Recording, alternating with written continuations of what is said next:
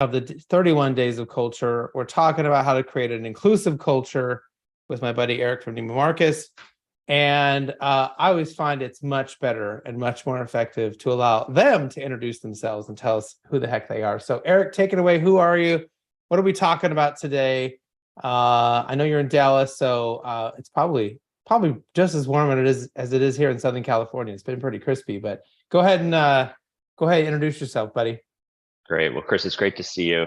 Chris and I met about 10 years ago when I was on, you may remember, Chris, your Talent Talk podcast back when I was the co-CHRO of Gap. I'm currently the Chief People, ESG, and Belonging Officer for Nieman Marcus Group, which is based in Dallas. And our brands include Nieman Marcus, of course, Bergdorf, Goodman, and Pork Chow, as well as The Last Call. That's quite a few brands. In fact, there's a few names in there I don't think I knew. Have those all been a part of the Nieman Marcus brand for a long time, or are some of those newer acquisitions? They have, yeah. Last Call is our value representation. So, and Bergdorf has been part of Nieman's for many years. Awesome. Well, obviously today we're talking about creating an inclusive culture, and I thought we might start with a very obvious question, which is, what the heck is an inclusive culture? What does that even mean, right, to be inclusive? And because it could mean a lot of things for a lot of people, probably depending upon where your starting point is, where you're at in the organization, what your life has been or not been up to that point of maybe stepping into an organization. So what does that look like for you? Sure. For me, it starts at a very basic human place, and that's with the concept of belonging. And for anyone who's had any coursework in psychology, you may remember Abraham Maslow and his hierarchy of needs. It's a pyramid that had 5 basic human needs, starting with basic things like food and shelter. And right in the middle of the pyramid was what he called belonging or love. And essentially all humans, regardless of race, gender, geography, age, etc., have this basic need to belong. And at an essential level, that's how I define an inclusive culture, is the degree to which the culture of the organization allows everyone who's part of it to feel like they belong there. And it's clearly an aspiration. And the way you achieve the aspiration isn't a bunch of soft and fluffy stuff and nice words, although you do need to communicate that intention. How you reach that objective is through implementing very specific operating practices that at Nieman Marcus Group, many of which we call bias interrupters. And that concept comes from an academic named Joan C. Williams at the Center for Work-Life Law at University of California, Hastings. And it's basically evidence-based operating practices that interrupt the natural cognitive bias that's part of all human beings' brains. And our belonging strategy at Nieman Marcus Group, which some other companies might call a DEI strategy, we call it belonging, is made up of a series of these bias interrupters that we've implemented in core operating practices like talent acquisition and assessment and performance management and promotion management and compensation management. And I can talk more about any of those if anyone's interested. And not to get specific into Nieman Marcus, but maybe we look at this as more like general terms, right? Yeah. I think one of the challenges for people is, if we're trying to be inclusive, and that you're 100% right about being aspirational about this, right? That we can have this a place where everyone could go. But like, there's a whole lot of people that don't want that. There's a whole lot of people that do hold so much bias and hold so many, maybe, is there a place really for everyone, or is it our job to try to train and to help those people if they're so far out of bounds of where we think most people should be, right? So are we really trying to be inclusive to everyone and be responsible for getting that person where they need to be? Or is it like, well, there's a line here, there's a cutoff, right? Because I think that's something I've heard a lot from business leaders when they talk about the challenges of trying to be inclusive. It's like, how far, at what point am I is there a line, right, where I say, we're just not going to entertain that. You're not going to be here at this organization anymore. Sure.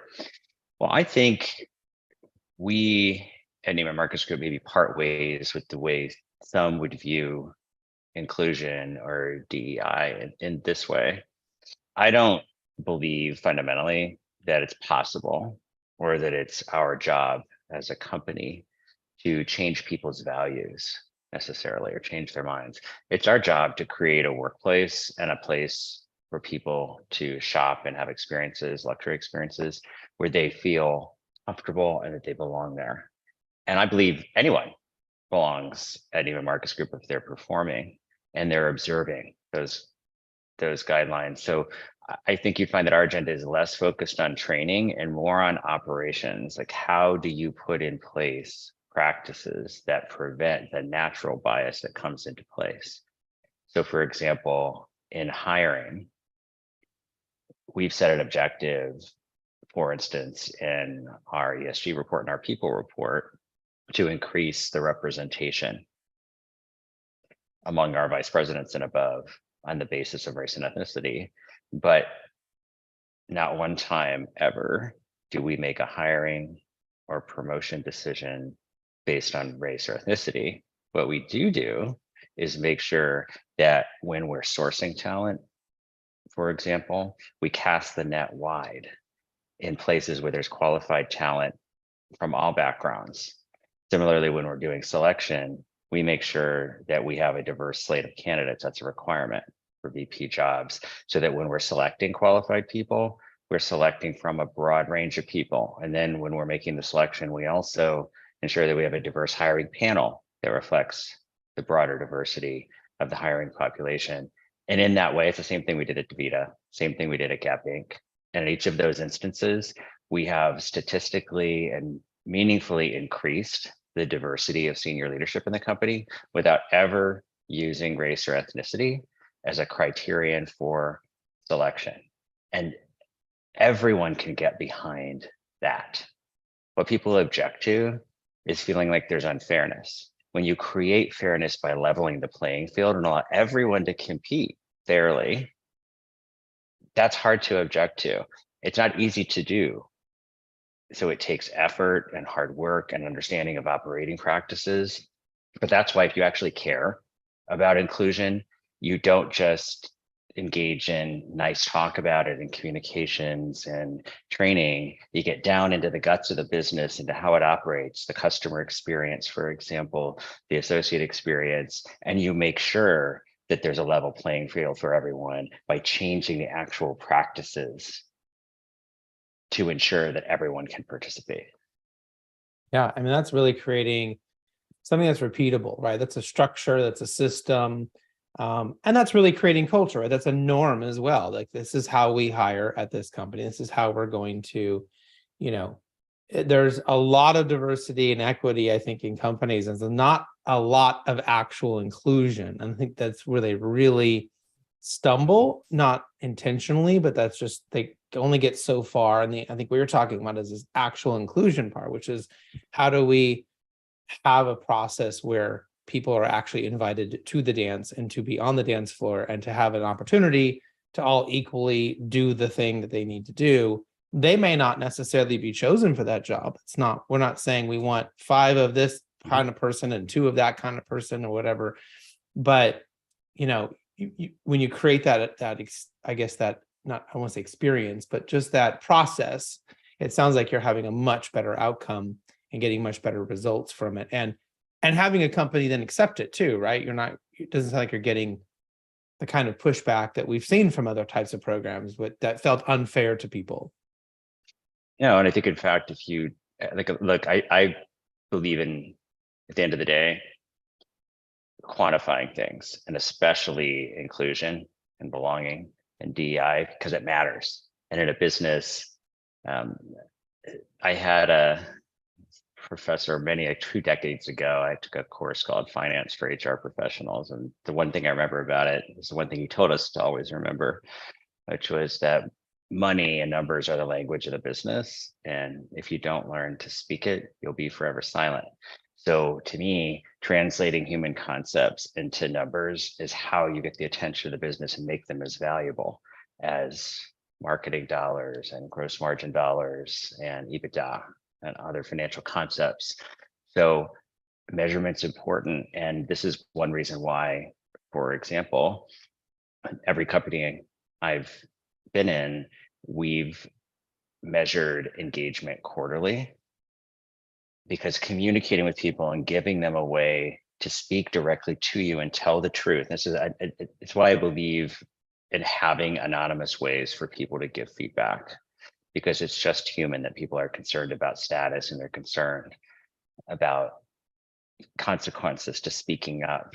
We've done it at Nieman Marcus Group, at DaVita, at Gap every single quarter, and we leverage advanced AI and analytics to be able to distill all that feedback into meaningful, actionable insights that we then implement. And a number of our programs that are culture related came directly out of the feedback from our people, starting with our very first people strategy assessment in December 2019, January 2020.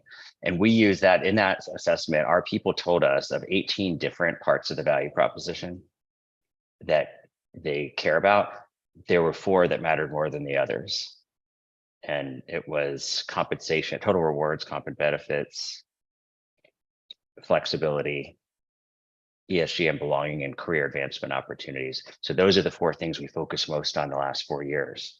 And over that period of time, we've seen our net promoter score go up 34 points. We've seen our Glassdoor culture score go up 8 points. We've seen our time to hire rate improve 31 percentage points. And these are all quantifiable. This lets us know that we're doing the right things, including programming. Our associates told us in these surveys, we want paid parental leave. It's a majority female company, top to bottom. This matters to everyone, but it's even a bigger differentiator for women trying to build a career. So we implemented that. And we now have 16 weeks of paid parental leave and an additional 2 weeks of paid family leave. And we made that hard choice. It cost the company a significant amount of incremental dollars to do that, but we made that choice because it mattered so much. Same thing with the NMG way of working, which is our work from anywhere program. That ranked in the top 4 initially of differentiators for our people.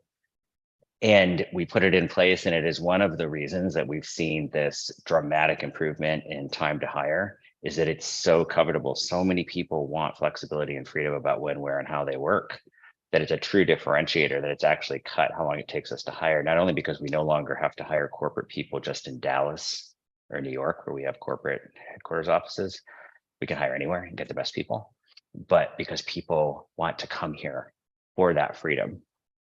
So I think this is an example of where, when you build your programming and your investments around the voice of your customer, who in our case is our associates, and you use advanced data and analytics to tell you what to do, it translates into outcome numbers like engagement, retention, and time to hire that drive the business, but also into a place people want to work. So in their heart. Well, you really described an environment where it's not just important to do this, but also in a place where you've created or allowed things that will actually turn this idea into reality. And I want to make sure people hear this, because it's one thing for us to say we want this kind of a company, but if you don't offer flexible work or remote work or whatever, you're missing out on an entire pool of people who maybe can't come to an office consistently, right? Maybe because they have certain challenges at home, or maybe they have some physical challenges, maybe they have financial challenges in getting themselves there. But if the job itself can be done from home or most of the time or whatever it is, right? That's immediately you're opening the door to a whole group of people. I mean, we used to use an army of like stay-at-home parents, and they tend to be mostly women, but wasn't exclusively. But like we had stay-at-home parents, and these people had like highly educated, I used to call them like supercomputers who ironed, half the time. It was like, they wanted something to do. They wanted to have used their brains, their intellect. They just happened to be choosing to stay home to raise the child or children for a period of time. And they were like, oh, but I can come work for you for 3 or 4 hours a day. and you're okay if I can't work this Friday because I have to go to a doctor's appointment. Like we allowed that flexibility. Man, did the applicants totally change who we got, who came in the organization, the diversity of thought, that all of that stuff changed. Not because, to your point earlier, we said we were going to hire any specific type of person. We just created a better environment, right, that allowed more types of people in the door. And so I just wanted to make sure people heard what you said, because that's the difference for me than being aspirational and saying we want to do something, we want to be more inclusive. It's the what are you actually going to do about it that tends to create it. I mean, this is a silly example, but it's like you can't win the lottery if you don't go buy a lottery ticket, right? You're never going to find a significant other if you don't like go on dates or talk to anybody. You can't just sit at home and be sad that you don't have somebody. Like there's a certain amount of acts of things we have to do if we want to actually have something happen, right? Correct. And I would say, Chris, that one of the things that we can do in the people domain, whether we call our team people services at Nieman Marcus Group, whether you call it that or people ops or HR, is to be open to learning from other parts of the business how they do this. And so, for example, for our people strategy survey, we leverage a methodology from marketing called Voice of the Customer, VOC. And you can buy an expensive version of this from a consulting firm, or you can do it yourself. It's really not complicated. All it involves is asking whoever your customer is, in the case of employees, they're the customer, among what you believe to be the fundamental elements of your value proposition. You would then just simply survey them, and you could do it on a free survey tool. Among these things, rate them on a scale of 1 to 5 or 1 to 10, how important they are to you. And then rate on a scale of 1 to 5 or 1 to 10, how effectively the organization delivers that to you. And that intersection between importance and effectiveness is the sweet spot of your associate value proposition. That's where you really can differentiate and make a difference. And that's what we did. That's how we chose. It's not like we totally ignored the other 14 of 18 things that were on our assessment, but there were 4 things that really stood out. And that told us if we focus on those things and we become much better at them, and maybe even much better than anyone else, we're going to have a competitive advantage in getting and keeping people. And then the beautiful outcome of that is that your people are more engaged and more committed to you, and they love their job more, et cetera. So I think that there is both art and science to this work. Yeah, I mean, this is like positive deviance where you can go in and say, where's the data saying that something good can happen, or if something is already happening, right? That, hey, why is this group doing this thing really well that we want to do on a larger level? And so what are they doing? How do we go and replicate that? And I love that way of thinking, instead of, geez, we're doing a terrible job and everyone just needs to work harder and everyone just needs to do more. And instead of saying, well, what's working and how can we add to that? And then when you really look at data, and I love that you do quarterly, because I hate the annual survey. I think it's stupid and it needs to be outlawed because it's just pointless to me. It's just, we only care what you think once a year. But when you go back and take that data, yeah, you can look at it from a 30,000 foot level and look at it holistically, but you can also get into the data and say, well, what do people care about? Who are the kinds of people who we're trying to get more of? Right? How do you get deeper into that data and say, well, they care about this thing. Well, let's do more of that thing and we'll get more of those kinds of people, right? That's right.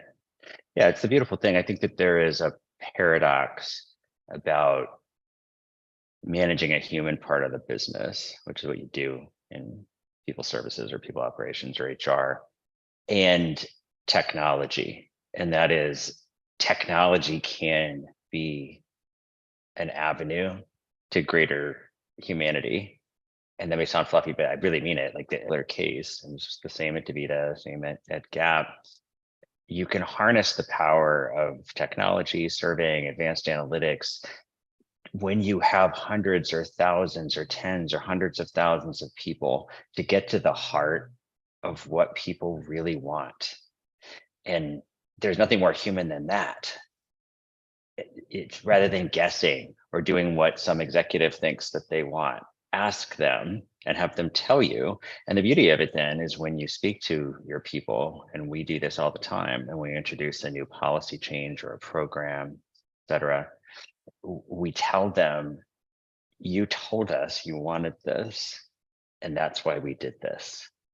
So for example, we're rolling out an updated internal mobility policy right now at Nieman Marcus Group that clarifies the guardrails and the tools and the processes for advancing in the organization. That's something that our people asked for in the surveying process. So we're telling them, you asked, we did. And this is a phrase we used all the time at DaVita, you asked, we did.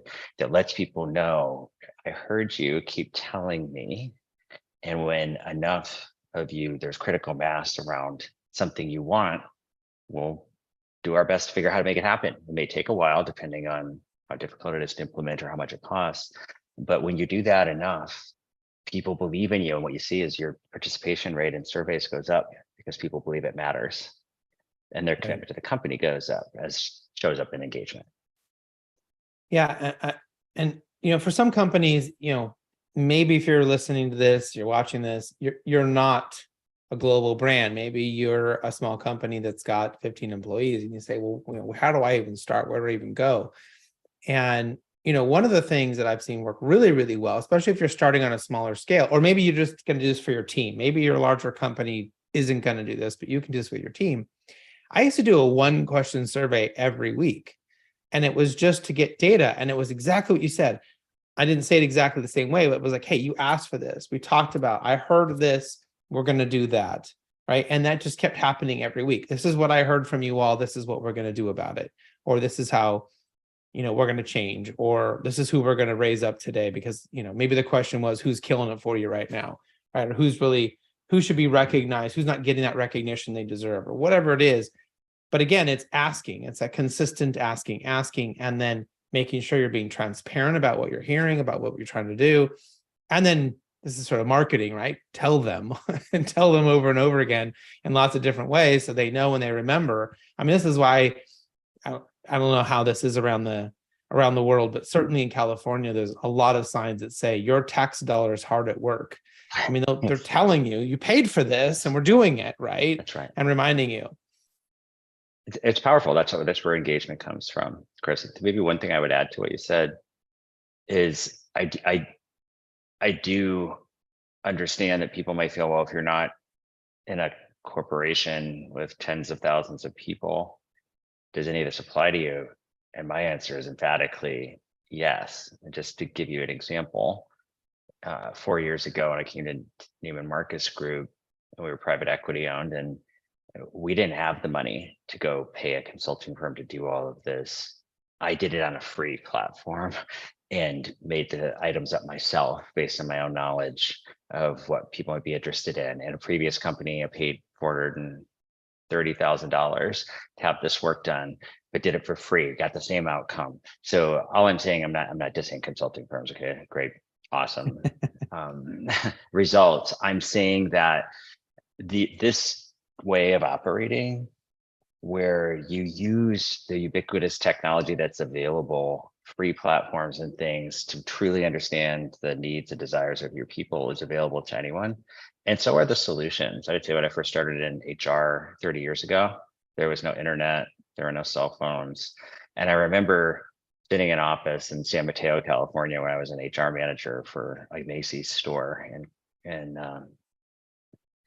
on the peninsula in the Bay Area, trying to come up with strategies, talent management and learning and development strategies, and like paging through books and like trying to find the stuff that I could use to change outcomes in my stores. And nowadays, I mean, it's all right on your laptop or your phone. And I'm not saying it's easy, but I'm just saying there are so many solutions out there available to people. And once you understand first what your people value the most, you can put together a plan. And the last thing I would just say about this, one thing I've learned over the years is about the value of testing. And so at Gap, for example, when we tried an earlier version of what we call NMG way of working here, a work from anywhere program for our corporate folks, at first, a number of the leaders were opposed to it. And I remember my CEO saying to me, I really don't like it. I want people to be in the office all the time. But if you go and you test it, and you measure everything, financial outcomes, engagement, retention, et cetera, and you prove to me that it does no harm, I'll let you do it. So I did that. I came back and I showed him, and he said, there must be something wrong with the results. Do it again. So I did again for the same results. And this time he said, okay. I told you you could do it if you proved to me, and you did, and I'll let anyone else do it in the company. And eventually it spread to the Gap brand and Banana Republic brand and others, including overseas. And the lesson was that I've never forgotten is back to this comment from the business school professor about measurement in corporations. Speak the language of the business. So translate things that may seem soft, people outcomes, into numbers to make your case and prove that what you're recommending will work. And that I've applied that to many different solutions, including diversity. When I first wanted to set goals for improving executive diversity, most companies were afraid to do it because they thought they'd get sued. And at the time I knew, as long as we're not using race or ethnicity or gender as a criterion for hiring, I believe we can lawfully do it. And I worked with our legal department, and we figured out a way to test it first and then implemented it. And then I've used the same methodology at my last two companies. So I just think test and learn, especially in the spirit of maybe agile approaches to things, is valuable in HR just as it is in software development and technology and other parts of the business. Well, I really appreciate you being here. I'm going to have one final question for you. I want to remind everybody to consider picking up the new book where we go in depth with this. We actually did a full case study on Nieman Marcus. So if you want to learn more, there's a lot more in there. Also on the LinkedIn live event, which you should be able to access, we put in the PDF that Eric provided, which has a lot more in-depth information about their programs. So if you would like some inspiration or you need help or structure, I think it's a great place to start. And I certainly want to make sure, before I ask my last question, that people maybe try to replicate a little bit of the approach that you've taken in how you are talking about it. Because I've heard you say quite a few times, I believe, and that's a lot more powerful than this is the way it should be, or this is the way that, we're going to do that.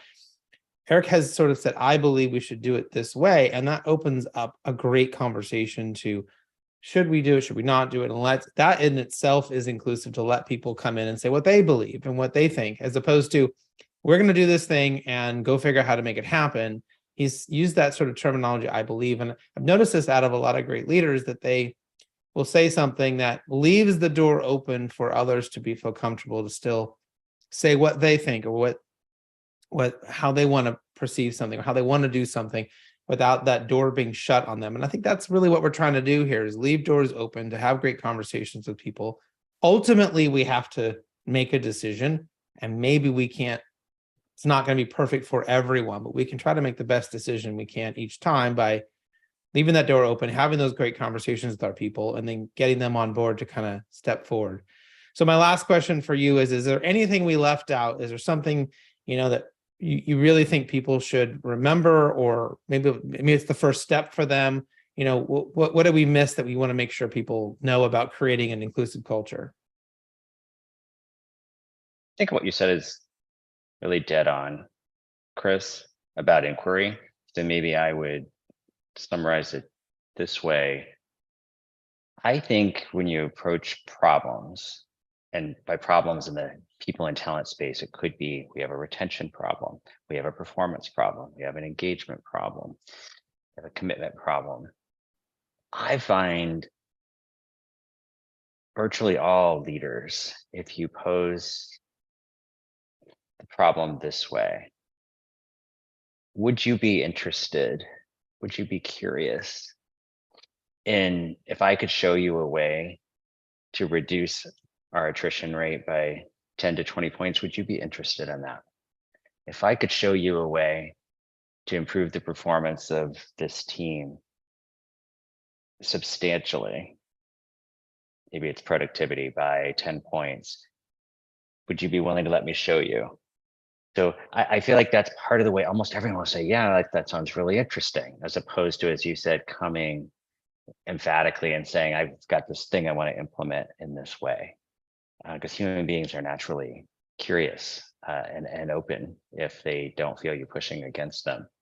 And maybe I would just say, I did put 2 files in the chat. There's one is our fiscal year 22 people report, and the other one is our fiscal year 22 environmental social governance report. And all of the things we talked about, Chris, are described in more detail there, including some of the methodologies and the how. So if someone's really curious about any of these things, you can find a little more information there about how we approached it and what we did, all of which is a culmination of many, many years of trial and error and experimentation on all of these subjects. And if I went back 15 years, I wouldn't have known how to do a lot of these things. I had to just try it, see how it went, document, make it a little bit better, try it again, make it a little bit better, etc. Yeah, and that's the way most of us get most things done, is if we're curious about solving that issue and figuring something out, is, well, let's go try something, right? Everyone go and look around and come up with the best idea we can. Let's go try something and be totally willing to fall on our face, A/B test, admit we're probably going to get it wrong a bunch of times. And if we're super transparent with our people and we're open and honest, and we tell them, hey, we're trying to do this thing, and maybe it's not going to work out. We need to know what you think, right? No one expects us to be perfect. No one expects us to get it right the first time. It would be nice if we did, but that rarely happens. I think it's the one effort, last thing, right? Chris. Yeah, it is. I just want to make a plug for your book. Books have been a path for me to be inspired to try things, and it's one of the ways. Like I don't think I've originated that many things in my career. I think that I've borrowed a lot of ideas from other places. Sometimes they haven't been turned into a whole operating practice yet, but like they inspire me to test things and to try them.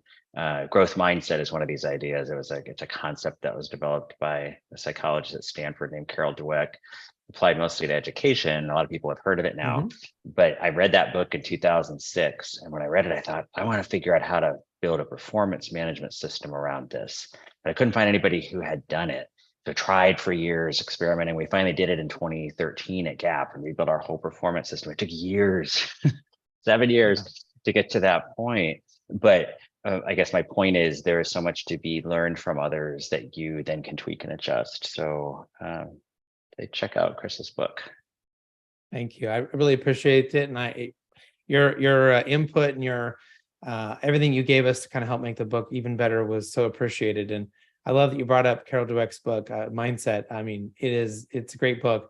And to your point, I remember sitting at one of my kids' like open house or back to school nights, like junior high. This is like years ago, and they were like, the principal said, there's this new book out. We've given it to all of our teachers. It's called Mindset. And I almost spit my coffee out. I was like, that's from 2006. This is not a new book, but it still continues to impact people. It's one of those books that just, when people discover it, they get a fire, they get a passion, and they go make something happen. So you're right. Great books can do that. And hopefully people will go out and read a good book. And if you want to grab mine, I'd really appreciate it.